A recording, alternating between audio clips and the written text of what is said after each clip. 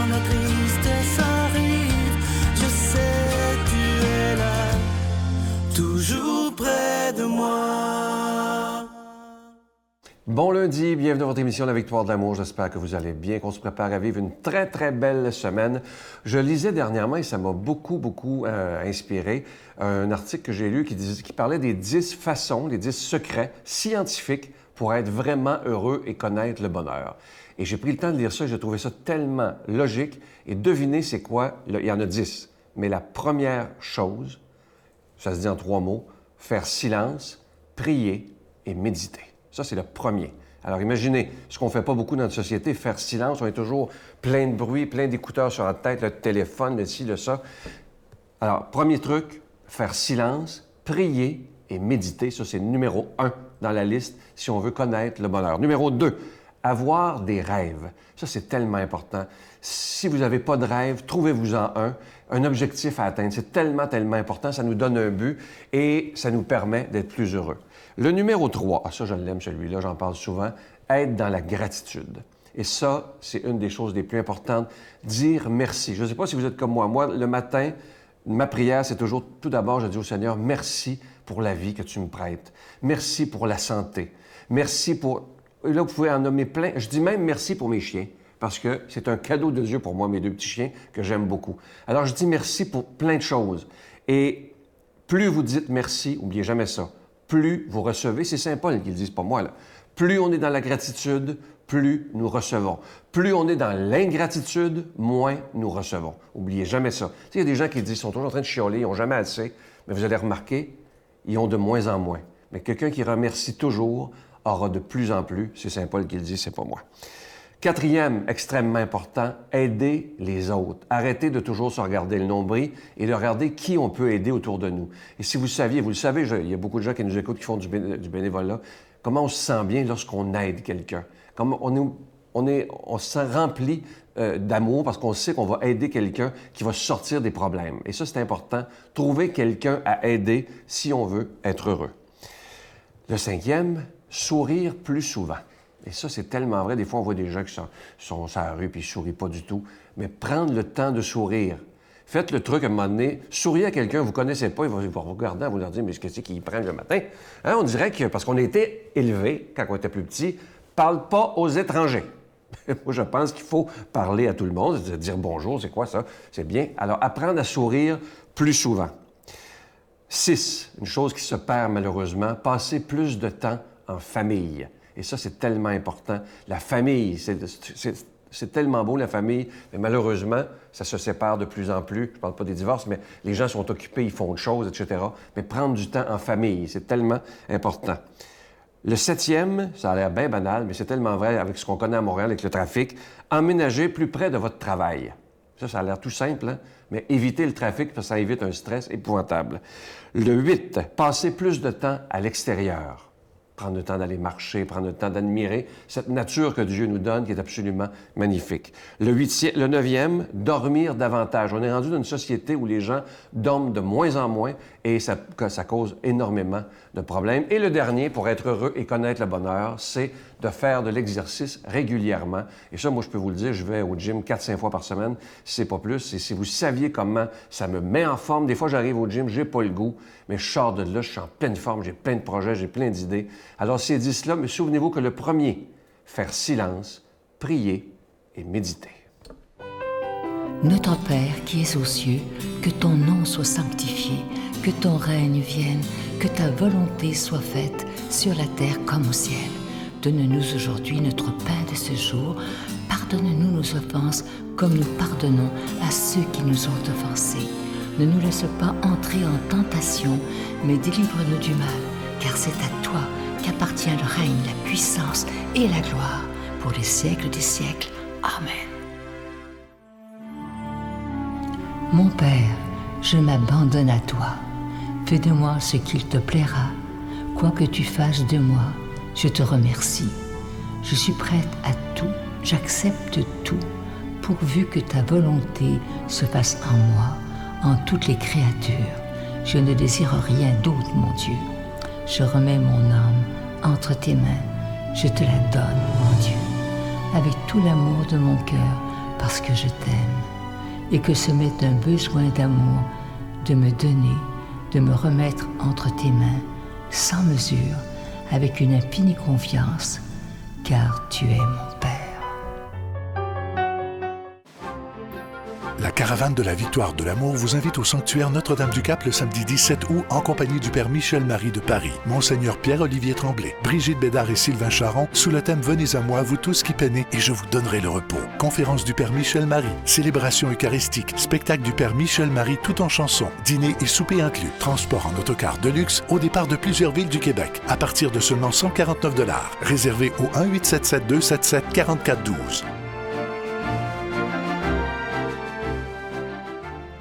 Je suis tellement content de vous parler de ce magnifique cadeau du mois, une belle exclusivité de la Victoire de l'amour. Il est fait à la main. Il s'agit d'un beau bracelet en bois d'olivier, orné d'une petite croix argentée et, évidemment, il est déjà béni. Comme je vous le disais la semaine dernière, il est fabriqué par les religieuses de la communauté Agnus Dei de Mexico, dont vous voyez la photo présentement. Et ils sont tellement contents qu'on fasse affaire avec eux parce que eux, avec ce qu'on leur donne, ça leur permet aussi d'aider les plus démunis, surtout des enfants dans la ville de Mexico. Et Dieu sait qu'il y en a beaucoup, malheureusement.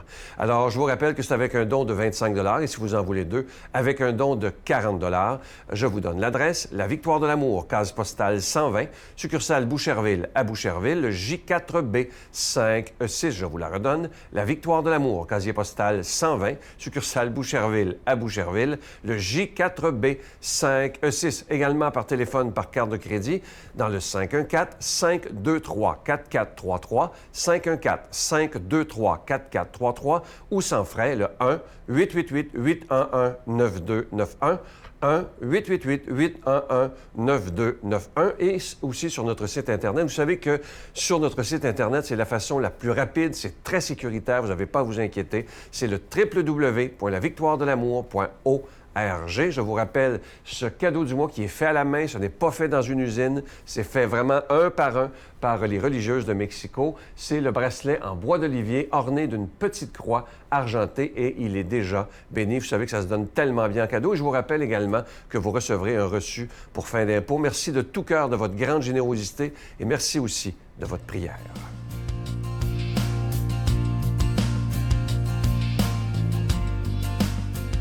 Mon Dieu, donnez-moi la sérénité d'accepter les choses que je ne peux changer, le courage de changer les choses que je peux et la sagesse d'en connaître la différence. Amen. Aujourd'hui, la parole de Dieu est proclamée par notre ami, l'abbé Donald Thompson.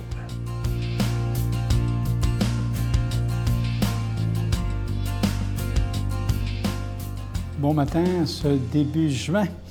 Alors aujourd'hui, l'Évangile de Saint Jean, également, nous fêtons la Bienheureuse Vierge Marie à titre de mère de l'Église. Alors c'est Saint Jean, chapitre 19, versets 25 à 34.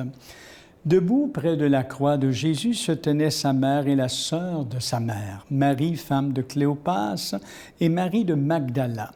Jésus vit la mère et auprès d'elle le disciple qu'il aimait. Et il dit à la mère, « Femme, voici ton fils. » Ensuite, il dit au disciple, « Voici ta mère. » Et à partir de ce moment, le disciple l'a reçu chez lui.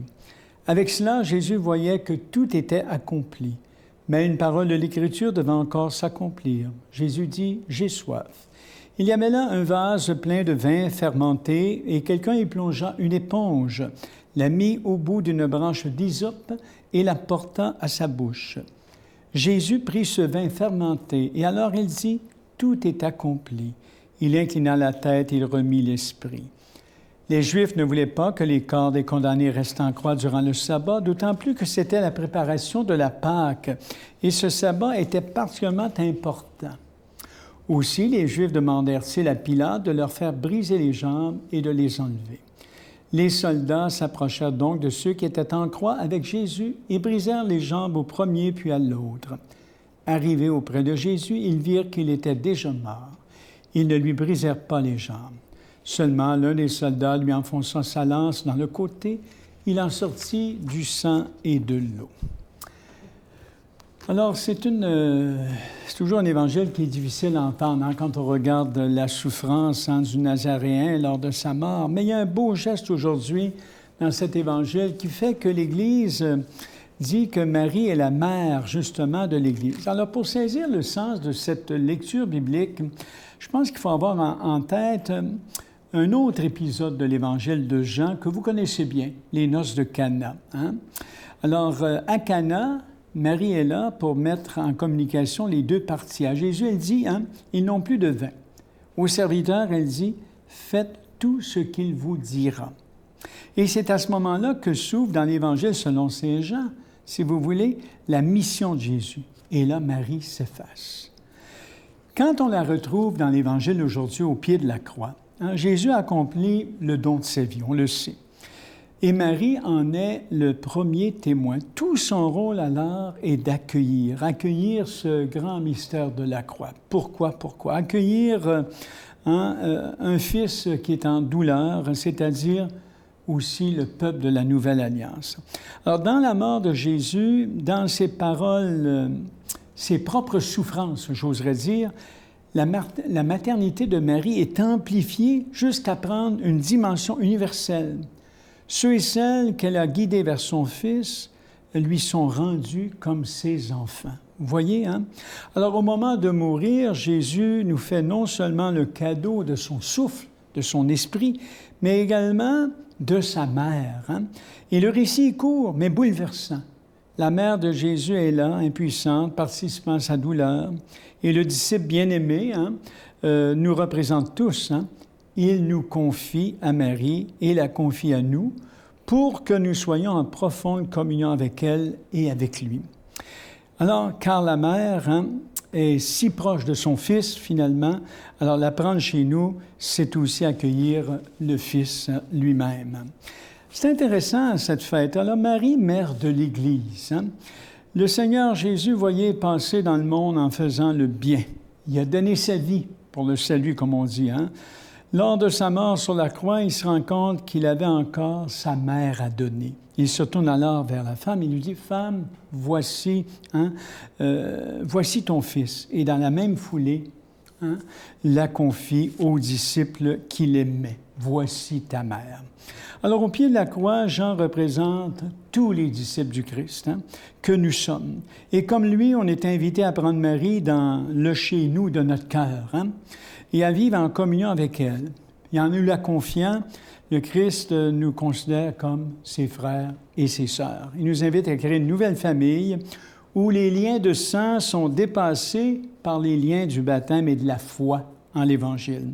Alors, accepter Marie comme notre mère, mère de l'Église, ça veut concrètement dire suivre son exemple d'ouverture à la parole de Dieu, d'obéissance à la parole de Dieu, accueillir dans la foi aujourd'hui le Christ et lui laisser donner le ton à notre vie. Voyez comme c'est important.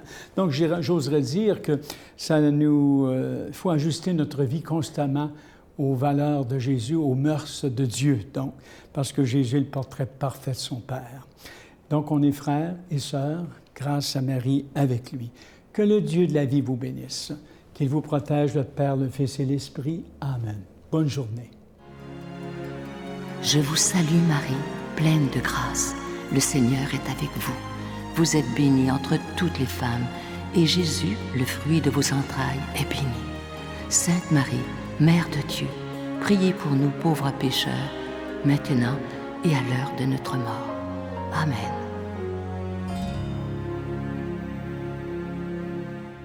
Il me reste que le temps de vous souhaiter une très, très belle journée aujourd'hui. Et comme je vous dis souvent, prenons le temps de dire des beaux « je t'aime ». Je vous souhaite la plus belle des journées et j'ai déjà hâte de vous retrouver demain matin. Bye! Je pense que j'étais un bon père. Puis peut-être parce que je suis pas sévère du tout. Moi, je suis zéro sévère. Ah non? Non. J'ai toujours fait confiance à mes enfants qui sont intelligents puis que par notre exemple, ils vont comprendre, ils vont apprendre par eux. J'ai jamais dit à mes enfants, fais pas ça, fais pas ça. C'est sûr, s'ils faisaient quelque chose de pas correct, je leur disais.